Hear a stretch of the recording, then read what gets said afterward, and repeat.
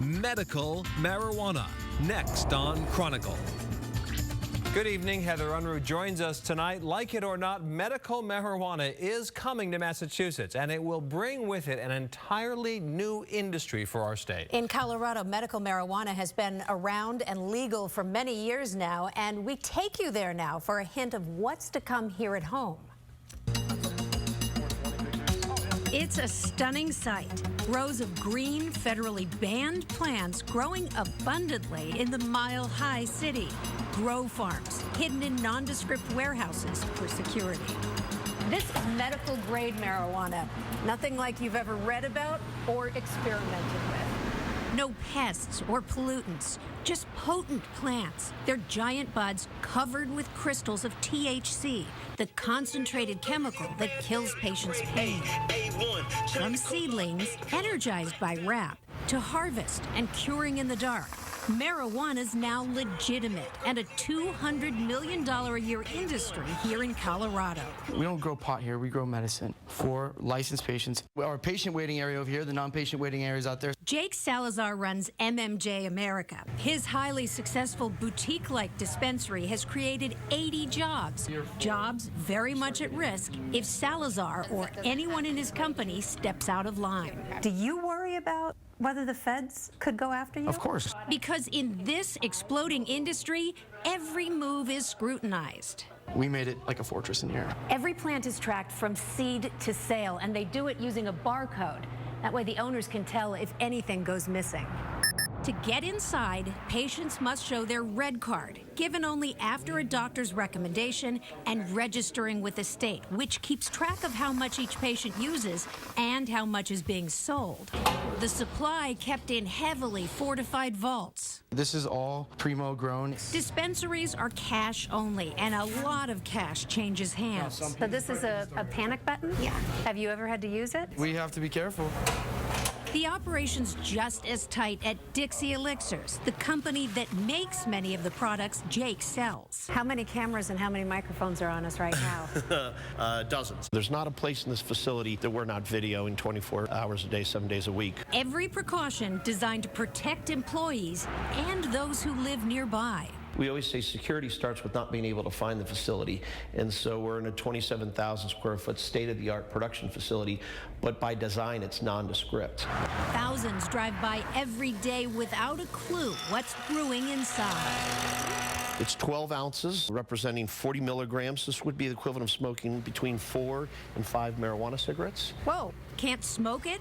No worries. From wildly popular medicated sodas and chocolate truffles. We sell literally thousands of these a week. To fruit lozenges and mints. Dixie Elixirs makes 75 products, mostly edible for patients' use. Even marijuana-infused bath salts to soak in. It smells heavenly. I have absolutely no detection of cannabis in there at all. And there's no psychotropic effect, which Dixie Elixir says patients find reassuring. This is the same kind of product that my grandmother would have used for her menstrual cramps. Same with my father, who likely never would have smoked a marijuana cigarette, but had he been able to take a medicated elixir and, enjoyed it over a meal, because it was the pain medicine associated with the chemo that almost destroyed him. To protect patients, all products are tested multiple times for consistent strength and purity, adding another measure to this medicine's legitimacy. Cannabis. It's cannabis. Yes, and we Same thing, it's try to just refrain from using the words marijuana or pot or weed or anything like that. This is a medicine, as well as we're trying to be on the forefront of the scientific industry. We're trying to adhere to those more. You're trying to legitimate get a more respectable term for it. Absolutely. And all of these companies now see Massachusetts as the next big opportunity. Is this what you would expect you would bring to Massachusetts if you opened a facility there? We would. Certainly the state of Massachusetts represents even a larger opportunity. Once we get everything finalized, will probably be several $100 million in its first year and then growing exponentially. And obviously supporters believe that patients should have access to this in stores, not have to go to street corners to get their medical marijuana. That's a big thing for supporters, and opponents are obviously worried that this is going to end up in the hands of teenagers. But the opposite of that has happened in Colorado. Interestingly, the Centers for Disease Control and Prevention released a study, and they found that teenage use in Colorado has gone down since they took it off the street corners and put it behind the counter, whereas the rest of the country, teenage marijuana use has gone up. It's actually gone down, the opposite of what you might think. All right, medical marijuana can be made in just about every flavor and size. And it's very socially acceptable. 10 mints, 10 milligrams per mint. Closed caption funding provided by Luna. Call Luna now. Flooring product costs are 70% off. 877-241 Luna.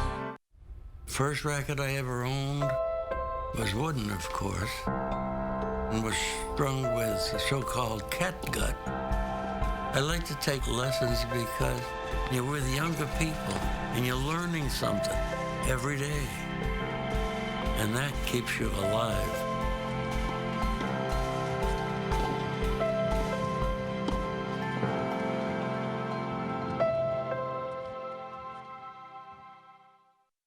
Paul McCartney, out there. One night only. July 9th, Fenway Park. Paul McCartney is coming to Boston. Back to the USSR. American Express card members. Get your tickets now through Thursday, April 4th at 10 p.m. before the general public, on sale Friday, April 5th at 10 a.m. For tickets, visit redsox.com. Performing as part of the American Express Concert Series. Supply is limited. American Express terms, conditions, and restrictions apply. A former animal control officer accused of abusing her own dog. The investigation into that animal's death. Sheryl Sandberg's message to women started a national conversation. Her only Boston TV interview tonight on News Center 5 at 11. So patients say they need medical marijuana to go on living, but the question really is, how exactly does it help? And we went to Denver to find out why smoking or even eating marijuana works for these patients, and who in Massachusetts should get access. If he could, 37-year-old Troy Harcourt of Golden, Colorado would spend every second playing hard outdoors.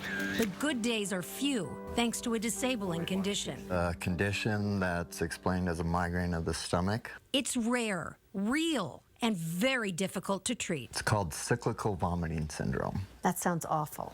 Yes. Surgeries haven't helped him. Intense vomiting bouts can last days, leading to hospitalization.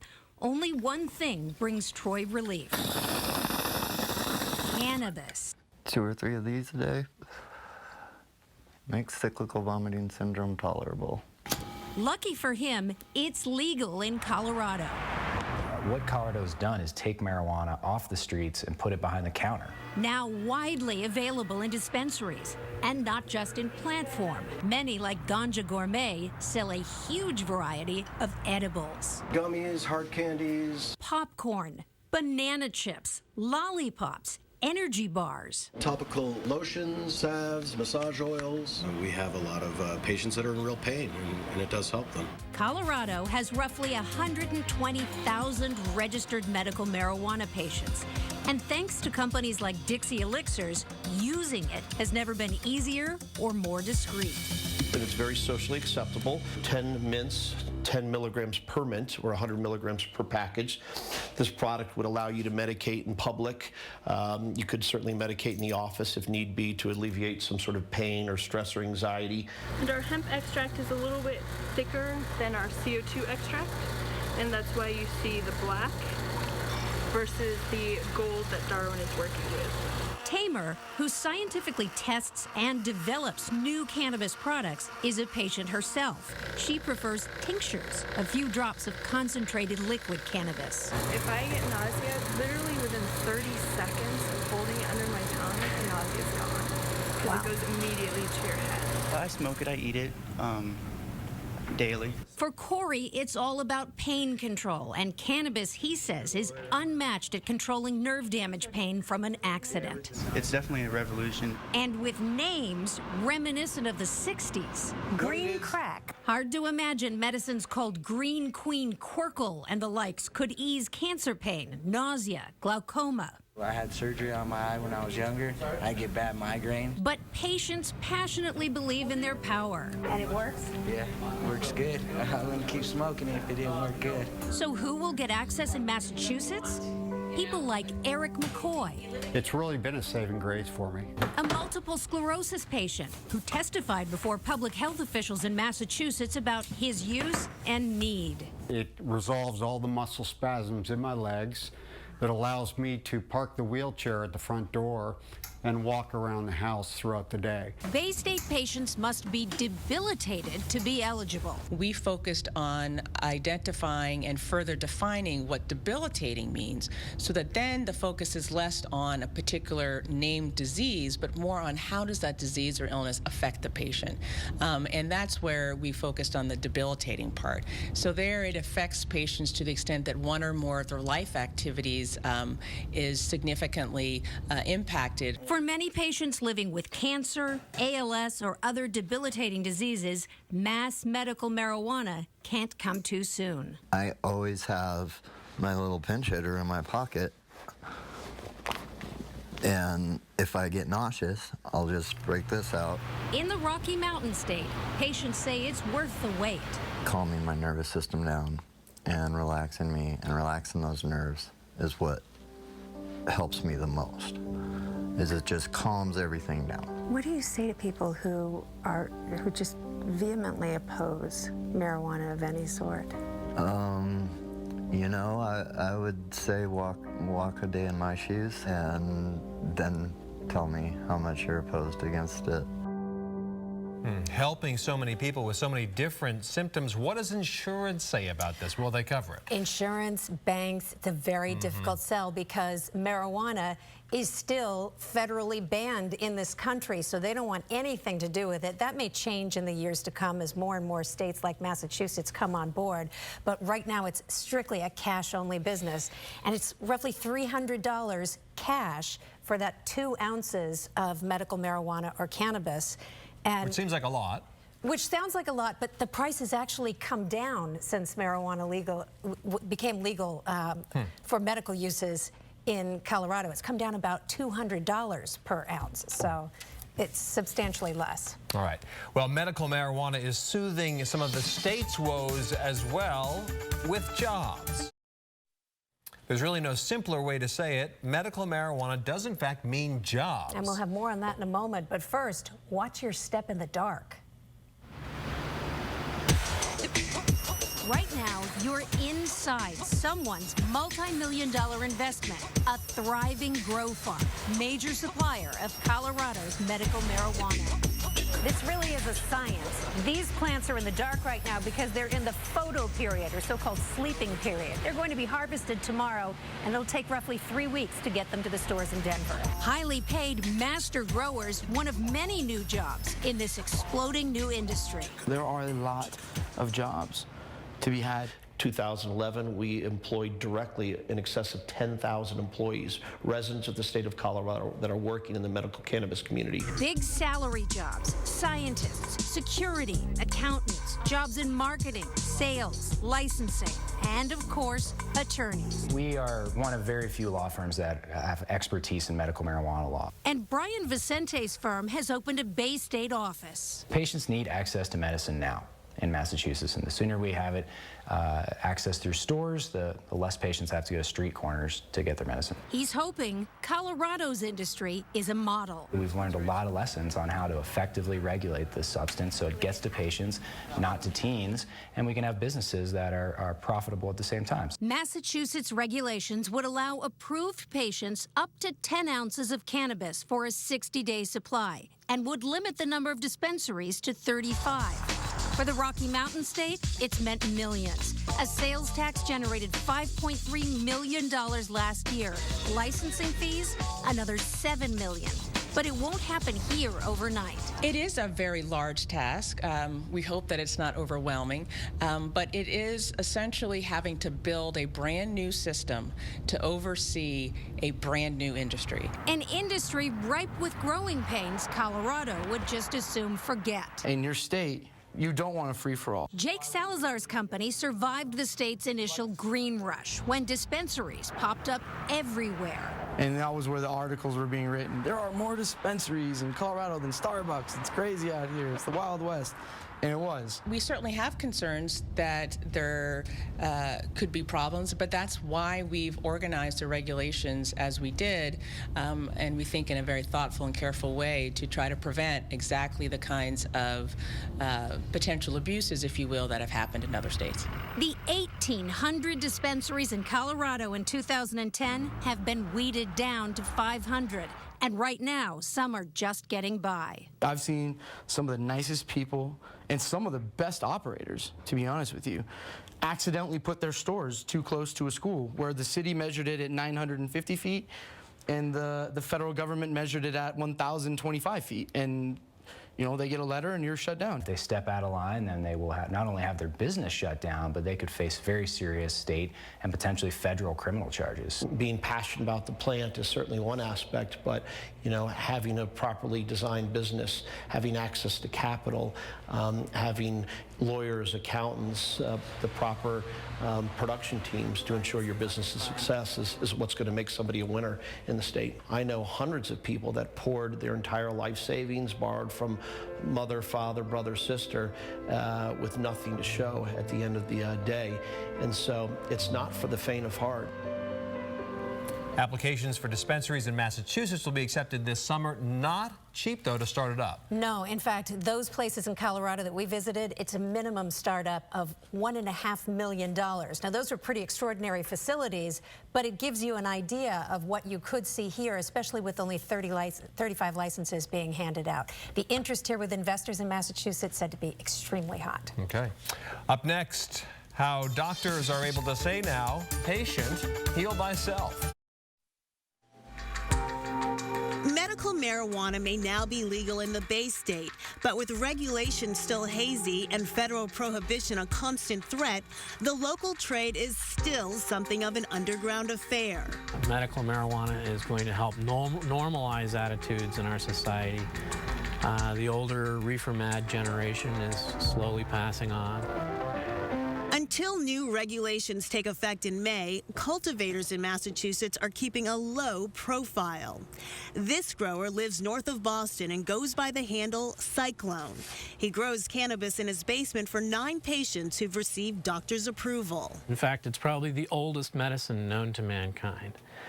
And it's also the safest therapeutic substance. Scientifically, this is a miracle plant. It's certainly done wonders for Julia Weissman. And it works. It works. Chemotherapy and a constant barrage of medications had made Weissman's days almost unbearable. The narcotics that they gave me were damaging. The side effects were horrendous. Then she remembered a friend with MS who found relief in marijuana. And I, began to investigate it a little.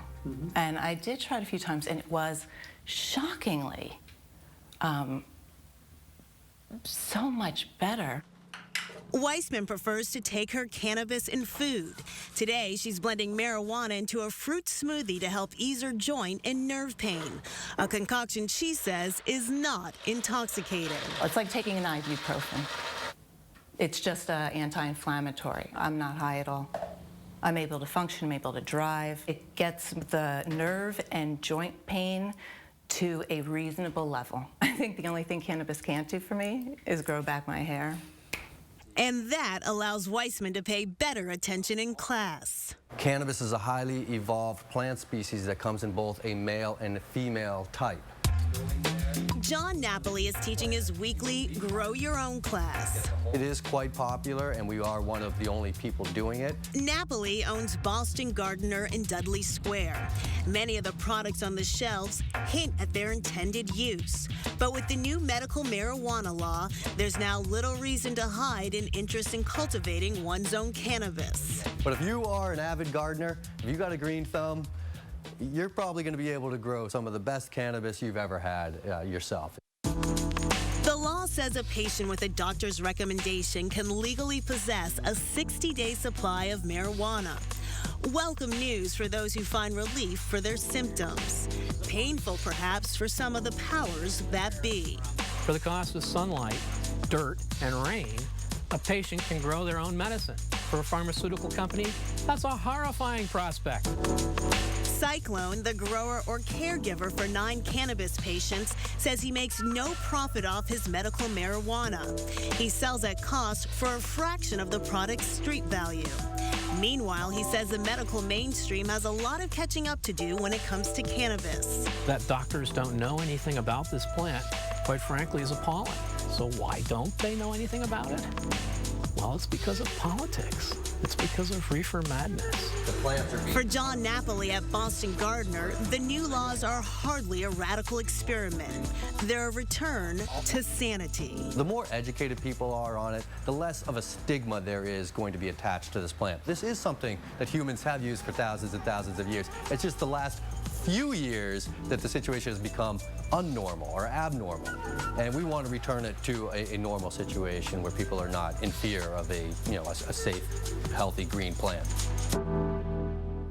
And the federal government, hands off? You know what? It's federally banned, and that's the key, is you have to stay in line, follow the rules of the law to the letter of the law, and the feds, if you do that, say these investors and entrepreneurs in Colorado will stay away. Great report. That is Chronicle for tonight. Thanks very much for joining us. I'm Anthony Everett along with Heather Unruh. Have a good evening. We'll see you again tomorrow night.